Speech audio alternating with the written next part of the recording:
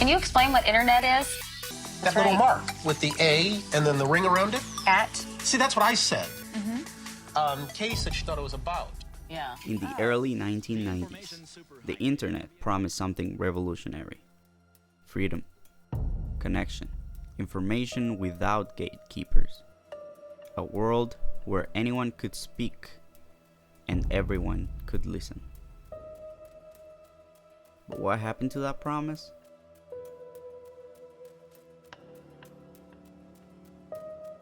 The Supreme Court has sided with the Biden administration in a case involving social media.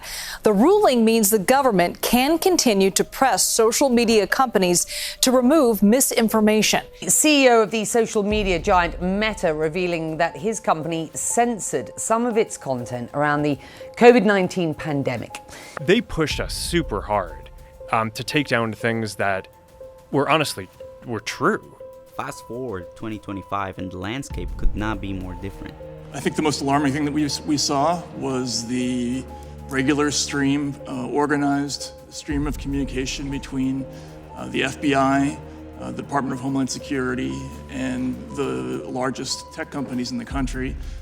This isn't crazy conspiracy theory. We've already had 4 federal judges rule that they believe this activity violates the First Amendment.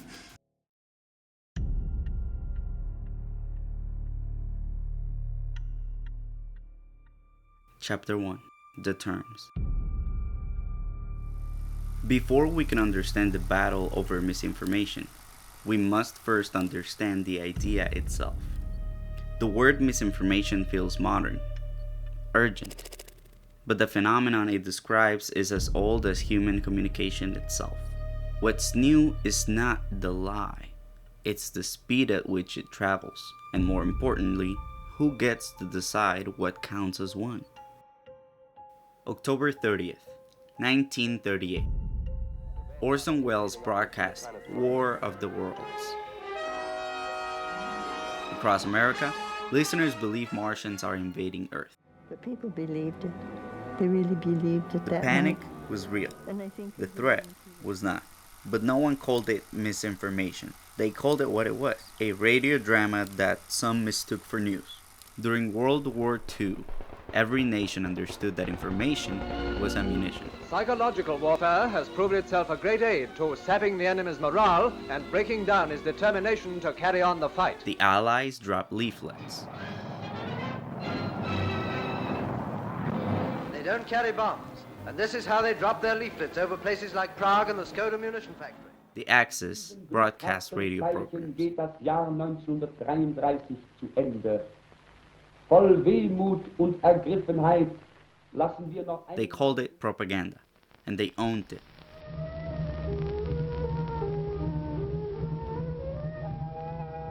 The Cold War turned information into ideology.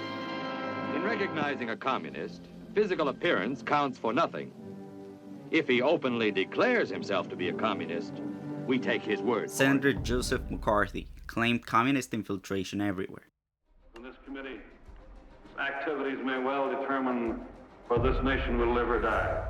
I want to make it clear that the United States Army does not coddle communists. His accusations destroyed careers, families, and lives. Many of his claims were false, but here's what's crucial. McCarthy wasn't censored. He was challenged, questioned, exposed. What is the exact number of communists or subversives that are loose today in these defense plans? The exact number that is loose, sir? Yes, sir.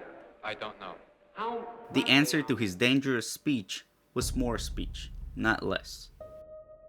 Edward R. Murrow didn't silence McCarthy. His proposition is very simple. Anyone who criticizes or opposes McCarthy's methods must be a communist. And if that be true, there are an awful lot of communists in this country. He out-reported him. Then came the internet. The early believers saw digital liberation. The electronic screen means you're connected to anywhere. And you wait. Stein in Oslo. There are no borders on the internet. Color, Communication without gatekeepers.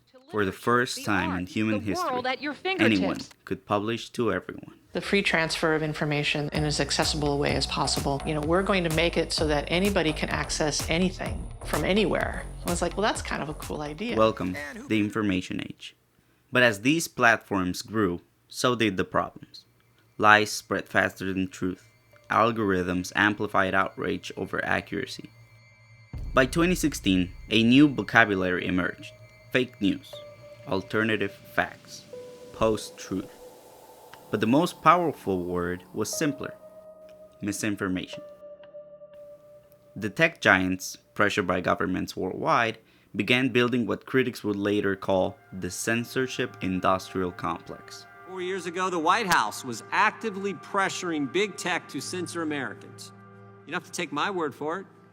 Mark Zuckerberg wrote the committee a letter. It's big government, working with big universities, working with other government agencies, the White House working in all this, pressuring big tech to censor Americans' speech.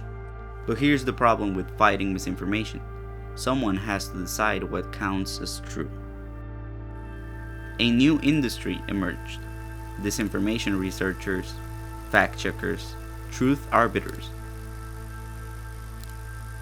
The COVID-19 lab leak theory was labeled misinformation and banned from major platforms. Later, investigators suggested it might be true. The Hunter Biden laptop story was suppressed as Hunter disinformation. Biden isn't running for president. That argument has been debunked. Mike, what are they pushing? Emails reported by the New York Post that we can't authenticate. Never really explained to a general audience what those unsubstantiated...